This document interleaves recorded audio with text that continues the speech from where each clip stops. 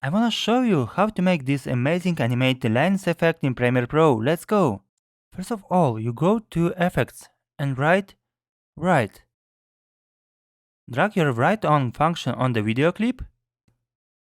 Following, go to Effects Control and select Right on function. You will immediately notice a blue circle has been added to the center of the preview screen. Then, move your timeline to the beginning of the video. Switch the brush position on. The first icon will appear. Select again the right on function and move your video frame at the end of the video.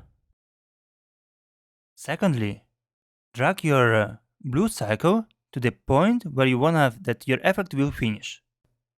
As the result, we will see the first line. Let's see the result. But let's say that instead of the line, we want to have the dots. In that case, you need to increase the brush spacing. Let's see the result. And let's imagine that you want to have some curves of the lines. You need to select just the brush position, and with the dots you can move your line. Perfect guys, everything is ready.